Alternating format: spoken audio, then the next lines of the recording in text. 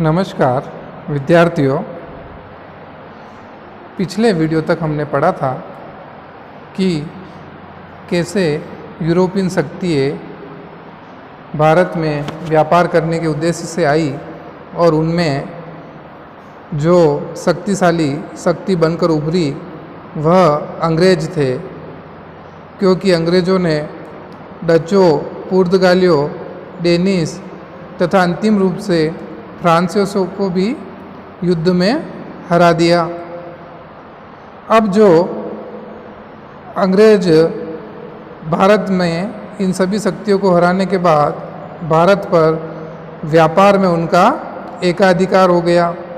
अब उनके सामने जो मुख्य रूप से चुनौती थी वह भारतीय शासक थे, और भारत में भी जो सबसे पहले उन्होंने जिस राज्य में हस्तक्षेप किया वह था बंगाल।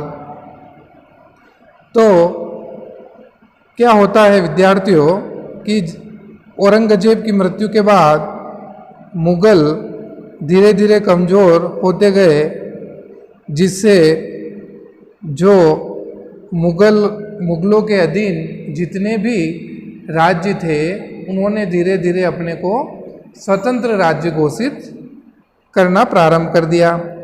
इसी कड़ी में 1717 ईस्वी में बंगाल का शासक था मुर्शिद कुली खां। उसने अपने आप को स्वतंत्र घोषित कर दिया, शासक घोषित कर दिया। यानी कि उसने बोला अब हम मुग़लों के अधीन नहीं रहेंगे। और इस समय आपके 1717 में जो शासक था मुग़ल बादशाह वह फर्रुखसर था।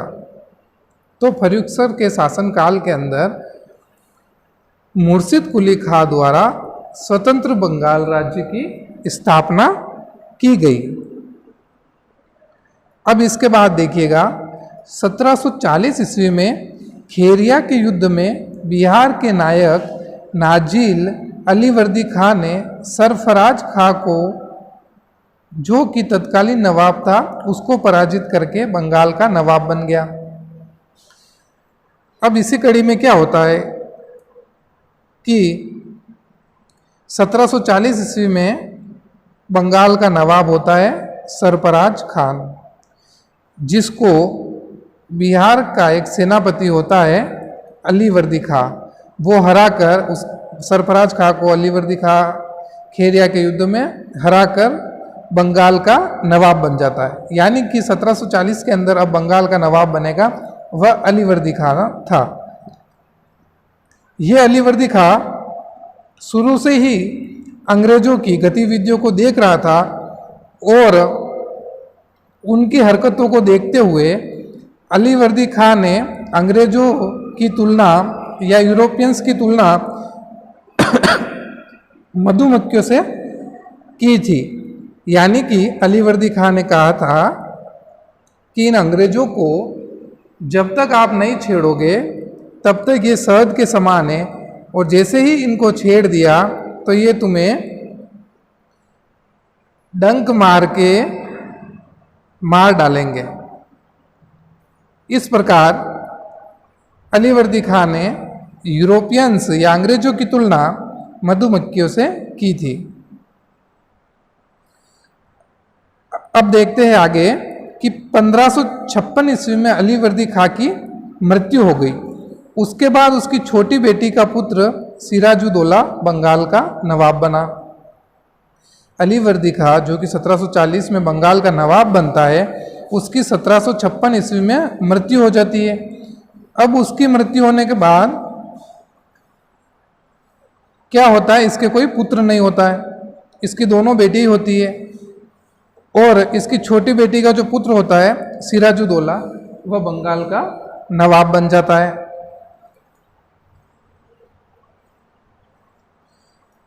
सिराजुद्दौला 1756 से 1757 तक बंगाल का नवाब रहा। इसके अंग्रेजों से अच्छे संबंध नहीं थे, क्योंकि अंग्रेज नवाब के विरोधियों को प्रोत्साहन देते थे और आश्रय भी देते थे। यानी कि ये बात बोल रहा है देखिएगा, जब कोई भी बेटी का पुत्र या राजा के जब उत्तराधिकारी नहीं होता है, तो कोई बेटी का पुत्र होता है या कोई अन्य व्यक्ति होता है, जब राजा बनता है तो उसका राज्य के अंदर विरोध शुरू हो जाता है। इसी प्रकार सिराजुद्दौला के साथ भी वही स्थिति बनी, क्योंकि यह अलीवर्दी खां के पुत्री का पुत्र था और शासक बन गया।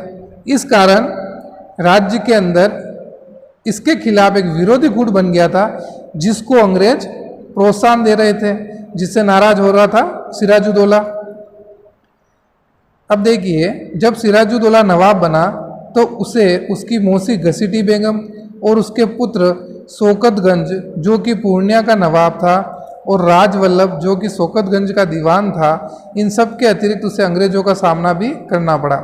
यानी कि इसका जो विरोधी गुट था उसमें जो मुख्य रूप से थी वह उसकी मौसी घसीटी बेगम थी, जो उसके राजा बनने पर विरोध कर रही थी और अपने पुत्र शौकतगंज को राजा बनाना चाहती थी। अब देखिए, सिराजुद्दौला को गुप्त रूप से सूचना मिलनी शुरू हो गई कि अंग्रेज उसके खिलाफ जो भी गुट बन रहा है उसको प्रोत्साहन दे रहे हैं और उसके खिलाफ षड्यंत्र रच रहे हैं। तो उन्होंने, सिराजुद्दौला ने एक आदेश निकाला कि आप जो भी यूरोपीय कंपनी है वो बंगाल के अंदर किलेबंदी को रोके। तो इसका यह आदेश फ्रांसीसी तो मान लेते हैं, परंतु अंग्रेज नहीं मानते। तो अंग्रेजों का एक किला होता है फोर्ट विलियम का किला, कलकत्ता के अंदर।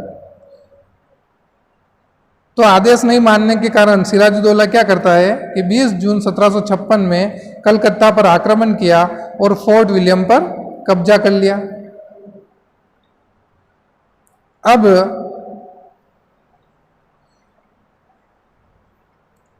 जब यह फोर्ट विलियम पर कब्जा करता है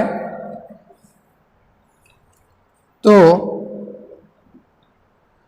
कब्जा करने के बाद कलकत्ता का जो प्रभार है, यह एक अधिकारी होता मानिकचंद, इसको सौंप कर वापस अपनी राजधानी मुर्शिदाबाद चला जाता है।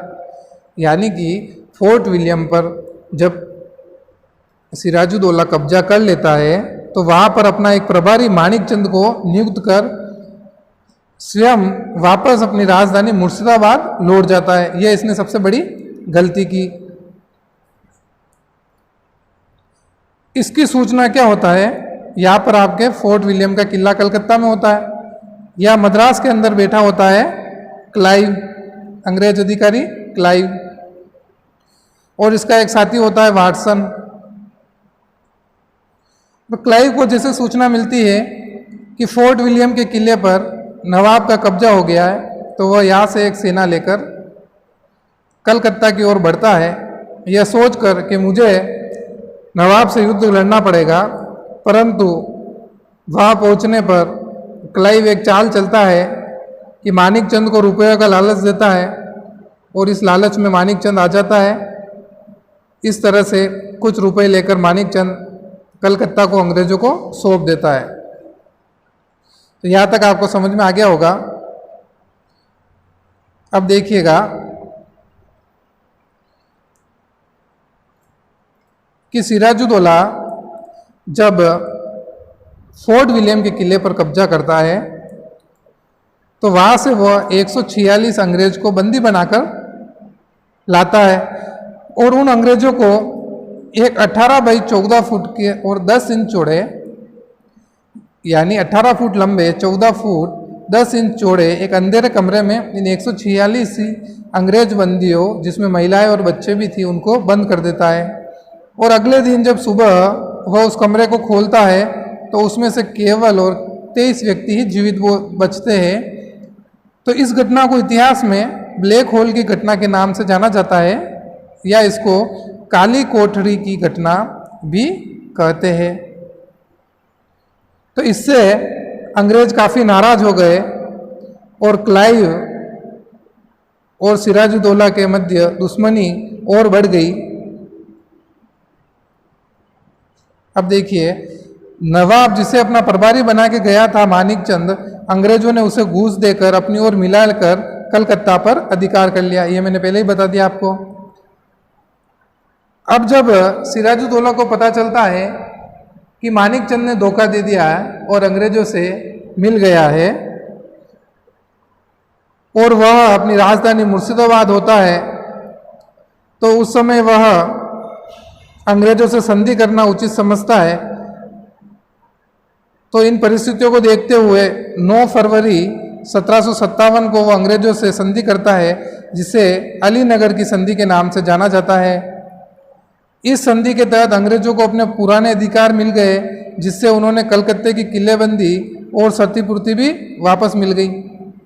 यह बहुत बड़ी बात थी अंग्रेजों के लिए कि उनको वापस पुराने सब अधिकार मिल गए व्यापारिक, और कलकत्ता का किला भी मिल गया, और उल्टे उनको नवाब ने क्षतिपूर्ति भी दी।